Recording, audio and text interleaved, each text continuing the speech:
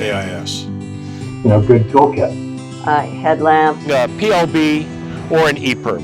This one I'm going to answer more philosophically. What is one thing besides the obvious you wouldn't leave the dock without? Personally, there's the obvious stuff, a headlamp in an offshore race. And I think almost all experienced sailors, even if the start is in mid-morning, you'll discover that they put on a headlamp and it's just around their neck and they feel naked without it. And if it's a 3-week race, well, that headlamp is around their neck for 3 weeks. And a lot of modern race boats, even if it's in the middle of the day, if you're down below, it's all carbon fiber and you're not light adjusted and you can't find things, without a headlamp. So you use your headlamp even in the daytime. And I've gotten grief from people in Comanche where we'll be on a day race and somebody, some guest rider will see me with a headlamp around my neck and they'll say, well, what's that for? So one, real important bit of safety tool is to have an IP certified headlamp and have always around your neck. And every night we had our headlamps around our necks, just, for whatever reason, just you get into the habit when you're sailing, you always have a headlamp and it's either around your neck or it's on your forehead. I don't know. I had my Leatherman, but it depends on whether you're getting on your boat or another person's boat, I guess. But headlamp, good shoes, all of the regular equipment. And then if it's your own boat, a good toolkit that you've assembled thoughtfully, and then a toolkit that you've sort of grown as you've learned more about your boat. So it's got all the weird, sawn off wrenches or L-shaped wrenches that you had to get welded together to fit some, bizarre bolt in your transmission, and all that stuff gets collected up and you learn more about it as you gain more experience. So I think if there's any one piece of gear other than personal life jacket that I wouldn't want to leave without, it's a tough choice. There are a lot of good choices. I think the one thing would be some form of using the Cospis SARSAT satellite and rescue system that's worldwide, supported by multiple nations around the world. And you do that either by getting a PLB, a small emergency transmitter, personal locator beacon, or an EPIRB, emergency position indicating radio beacon. And either one of those devices has the ability of summoning help virtually any place in the world you're located.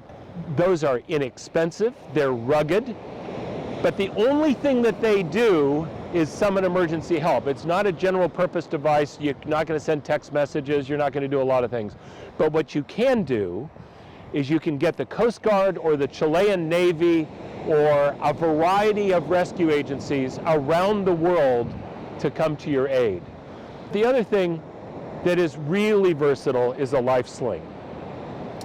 Everybody goes out, they don't think they're going to fall overboard, and they think when they do fall overboard, the person on board will be able to rescue them, and unfortunately it's not always true. A life sling allows relatively unskilled people on your boat to rescue you if you are foolish enough to fall overboard.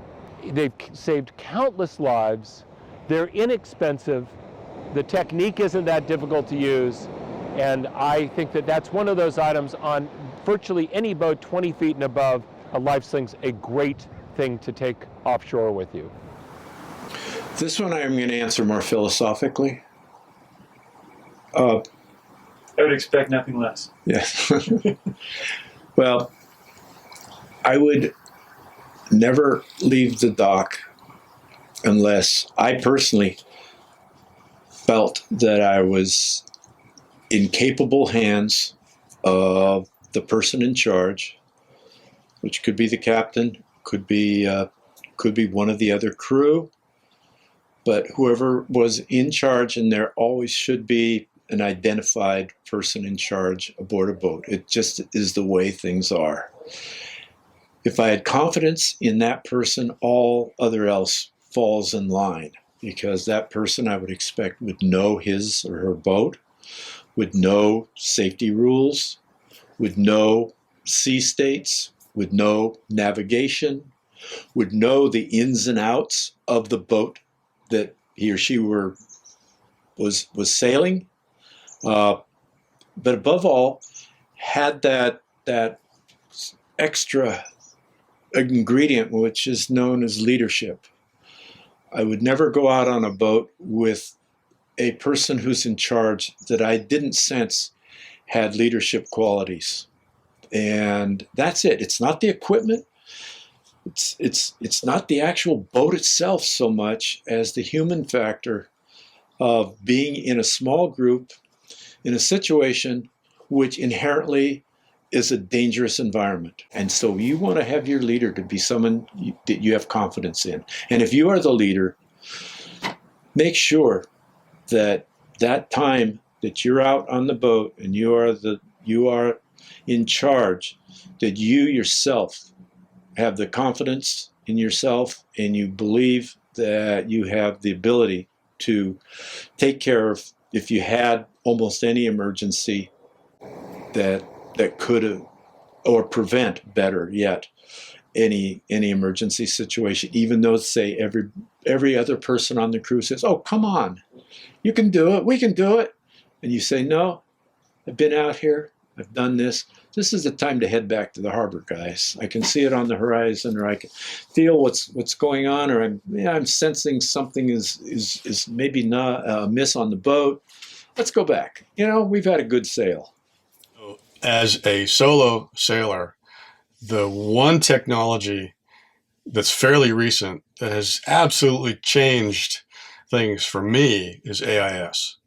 I mean, if you read any of those old sailing books, the guys are on their own, even if they're not on their own, people who are sailing across the ocean, the biggest fear is not really the impending gale, it's getting run over by something. And so AIS, which gives me VHF to chart plotter, position and speed and course of commercial traffic on the ocean, is just a godsend.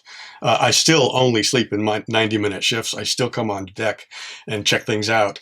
But to have that security blanket of knowing almost everything at sea, I think now is AIS equipped.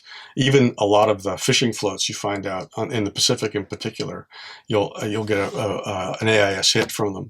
That's a great relief. So if I'm headed to high latitudes, which is my favorite stomping grounds these days, one of my favorite safety devices is the Jordan series drogue. I've used it now probably 5 or 6 times on the figure 8 first and second attempts. And I have found, for me, as I've said, my goal is to sail through everything, to just sail through all the heavy weather. That said, there are times when you will be presented with a sea state or a situation where you just can't solve it. You can't figure out the right attack on the sea or the right sail configuration. It's just overwhelming your boat. The Indian Ocean for me is a good case in point. And I have found the Jordan series drogue, which I call a stopping drogue. It's that drogue with the drogue line as a bunch of tiny cones over the course of 200 or 300 feet, brings the boat to an almost perfect stop, is a massive safety tool.